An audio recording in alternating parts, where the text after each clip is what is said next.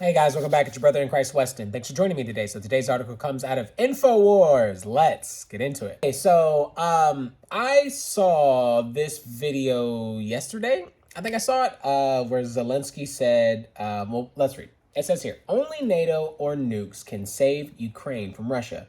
Estonian foreign minister says, letting Ukraine join NATO amounts to the U.S. NATO starting World War III. We already knew this. We knew that as of last year. That if that happened, we've been waiting for it to happen, but it hasn't happened. So my big brain idea is that they're going to force the hand of not doing that, but just going about it another way. So World War III can start. So destruction can happen. Out of the rise comes the Antichrist. I've already said this, but yada, yada, yada. Blase, blase, blase, that kind of stuff, right?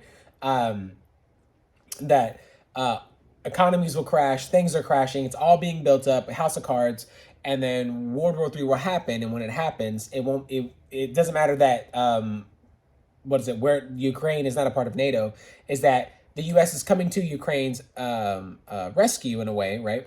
And then so is other places. So then it'll be China and Russia versus the U.S. and NATO. So let's read. It says here, with Russia winning the battle after battle in Ukraine, Estonian's foreign minister Urmas Reinsalu is floating army Vladimir Zalensky with nuclear weapons to use against Russia.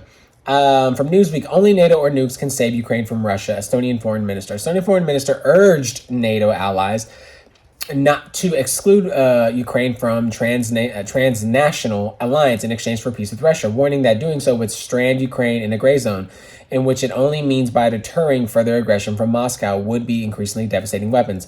Urmas Reinsalu told Newsweek that NATO alliance cannot ignore Kiev's ascension ambitions, which he said remains the elephant in the room with Russian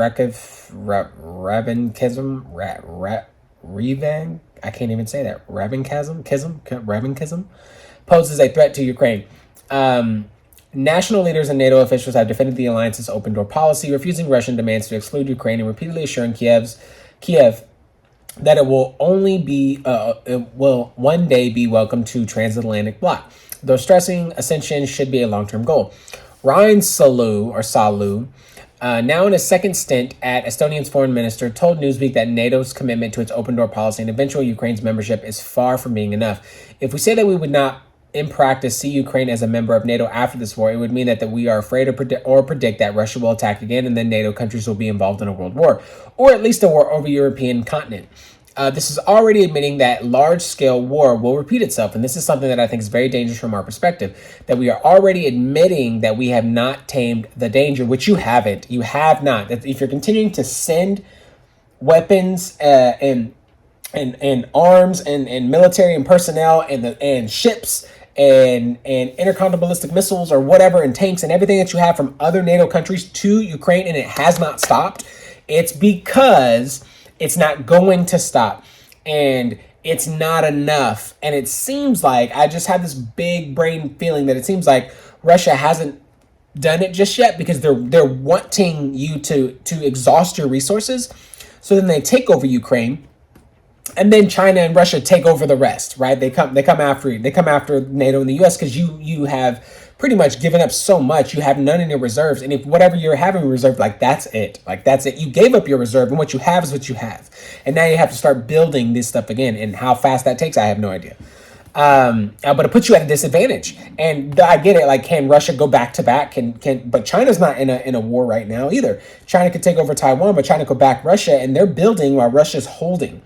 And Russia's just waiting and exhausting resource. It's like 3D chess, for real, 4D, 5D chess. Allowing the enemy to have the thought that they're winning or somehow doing it, but then they're realizing we're actually losing. And if we don't become a part of this, Ukraine's going to end up losing, which they already are anyways. They're going to be taken over. And then everything that we exhausted was for nothing, right? Because we didn't tame the danger, and now they're going to come after us. And now we have to double time, triple time the way we produce weapons to defend our nations. It says here, honestly, the only guarantee except NATO would be to deliver nuclear weapons to Ukraine. That's crazy. Asking from NATO countries. See, if you want let us storm, we're going to ask you to send us nuclear weapons. If you do that, which you already are on the cusp of having Russia come after you anyways, because they already look at the West as a threat. You're in a proxy war. We've already said this, that if you do that, that is World War III. That is, what do you think is going to happen? If I'm Russia, I'm like, yeah, dude, I'm already thinking I'm at a war with you because you're providing all these arms for Ukraine. But if you provide nuclear, then I'm going to be like, we are at war. Like, we are all at war. You are helping them. It means you're coming against me. If you try to nuke my nation, then at that point, you're like, all my civilians are in danger, and so am I, and so is just Russia as a whole. So that is World War III. That is the proverbial bomb that I keep talking about that has no fuse, but it's still lit, and it's by the grace of God it hasn't exploded yet. Let's keep moving. This is an academic remark on the context of these proposals, which guarantees would particularly deliver and which would not. He added, letting Ukraine join NATO amounts to the U.S. NATO starting World War III with Russia. Americans having to send their own sons and daughters to fight and die in Ukraine, as Zelensky demanded. I saw that in this Twitter post here, and you guys can go watch it. He literally says you'll have to send your sons and daughters, and he says and he does say, like, and I hope to God that doesn't happen. I hope to God that wouldn't happen, but. The fact that you're saying that means that we were always a part of it to begin with, and that he's demanding our children, the U.S. as us, right?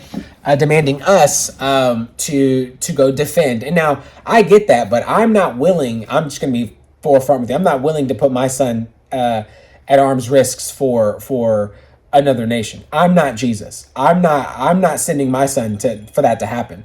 No, spam. I don't want to talk to you. That's just not it. Goodness gracious, I could never do it. I could never do it. There's just no way that I would ever send my child. I would go if I was forced to, and and obviously I would be whatever. It didn't matter. I would want to protect my family. That's the first and foremost. I've already said that plenty of times, right? And I believe that every man would do that for his family. But sending your sons and daughters, yeah, that's not happening, homie. Like, what you're asking is genocide. You're asking for us to pick up the war for you at that point. And do we do that? Like, that's the big compromise. Do you come and save them? But then, like, what's the deal here? Why aren't you winning if we're sending all this military arsenal? Like, you have so much in what you didn't have, and you're still losing. So, I mean, we're pretty much fighting a war with Russia. So it would seem like that we are really at war with Russia, and we're both losing. You see what I'm saying? Or it's because now we have to resort to nuclear weapons. And that doesn't make any sense, because wars can be won without nuclear weapons, but wars can be won really fast with nuclear weapons. But a leader of a country to say that to another country, that NATO has to send their sons and their daughters, as if to say it's our responsibility. And so that's what happens, right? Like, we start to play this like we have to come against a conglomerate or a giant, but you guys really realize, like, this is Antichrist. This is Bible prophecy. This is nation against nation, kingdom against kingdom, famines, pestilences, earthquakes, lawlessness causing the love of many to grow cold. All these things are like birth pains, but the end is not yet. Let's keep moving. The U.S. will have to send their sons and daughters exactly the same way we are sending our sons and daughters to war, but it's not our war. It was never our war, but we're a part. We made ourselves a part of it, and we've given so much money. The American people, I mean, we've paid you more than the American people have. I don't know how long. And like, the amount of money that you've received is unreal. The weapons, the armament, these things like that. And where is it? Where is it going? What's happened to it?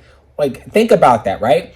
And that's why I have this skepticism, because it's like, it just seems like it's planned. It is planned. We are going to draw you in, and it almost in a weird, crazy way.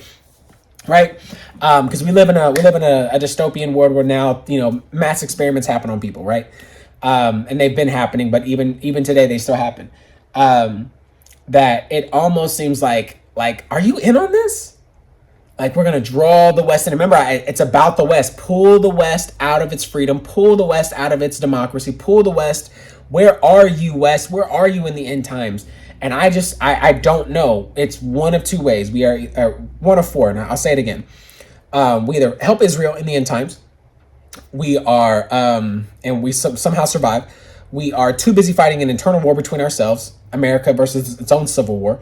We are part of Babylon, or we are Babylon, meaning that we are going to give up control to the Antichrist, or we are where the Antichrist roams, which I don't believe that is, but a part of that could be. Or we're just utterly destroyed. We are not a factor in the end times, because we are gone. Like, we do not exist. I don't know. So that's where I land on that. But and they will have to fight because NATO, because it's NATO that we're talking about, and they will be dying. Zelensky says what expects the U.S. to do if Ukraine loses. And so, yeah, if Ukraine loses and they're coming for us or whatever, or we have to do that, yeah, but that's when you get there, right? But we're not there yet, right? And so I don't know what that is. But ultimately it leads into a war, right? It leads into this that we were all this was going to be a war to begin with. 1 second. I'll be right there, sweet boy. Hold on. Okay, I'll be right there. What is it? It leads into this thing that we've talked about. Like this was going to happen, and it seems like it's been orchestrated. Remember, it's been a year now. Back in February, I forgot, like February 24th or something like that, and it was just happened overnight. Woke up one morning, there were missiles being fired, and hey, Ukraine's being invaded, or parts of Ukraine are being invaded. One of the reasons Vladimir Putin gave to justify invasion was Zelensky's regime discussing acquiring nuclear weapons. We know that Zelensky's public statements that he wants the U.S. NATO to launch preemptive strikes on Russia so that they know what awaits them if if they use nuclear weapons. And so they want to get Russia out, but at the same time, you are asking the America to fire against innocent, like to have their hands with blood, right? To murder the innocent, right? And it's like, hey, what do you do? What do you do with this? How do you do this? And ultimately, as believers in Christ, this is where we pray. This is where we ask the Lord, what are you doing? How can we see people saved? How can hearts be changed? How can nations be changed? What is going to happen? And I just have this outlook of, Lord, it's going to get worse before it gets better, that you're going to come and it's going to get worse. And as it gets worse and worse and worse, that ticking time bomb, you're going to come for the believer. It's all going to transpire with Bible prophecy, revelation breaking out, and rapture happening and Antichrist ruling. Like that's where I'm at. Like, I'm just convinced it's either this and pre-trib, it's either the pre-trib scenario of what I see, or it's going to be a post-millennial, meaning we already are somehow in the millennium, I guess, or that's happened. Those are the only two scenarios that I see. I don't believe post-trib. That doesn't make any sense to me. It just doesn't. That somehow you're already in the millennium waiting for Jesus to come back, but that doesn't make any sense either. Pre-trib is the only thing that makes the most sense to me. So, anyways, guys, this is pretty crazy, and I mean, like, hey, you got derailments, you've got UFOs, you've got all kinds of stuff. You've got this now. You've got toxic stuff in the clouds. I just read an article that said, hey, don't drink the tap water. Some guy died by a brain-eating amoeba. I've seen that plenty of times where people talk about this. I mean, like, what's next? And this is what I continue to tell you. Oh, and the C word coming out finally, and people finally getting those articles situated to where it's true that the people who said it 3 years ago were right. It's only going to get worse. And these are breadcrumbs leading and leading and leading and leading. Abrahamic family house, to a one world religion, a one world order, a one world government, a one world currency. I haven't talked about CBDs in a while, but I know they're coming to pass. There's a lot going on, and it's a lot to take in. And the moment we miss something, like we're not paying attention, something new is already happening. So anyways, guys, that's the video. There's a lot here. Let me know what you think. If you have any information about anything that's happening, shoot me an article, and I'll be happy to review it. Love you guys. If you like the video, like the video. If you find any value in my content, be sure to subscribe, all that good stuff. And yeah, I'll see you in the next one.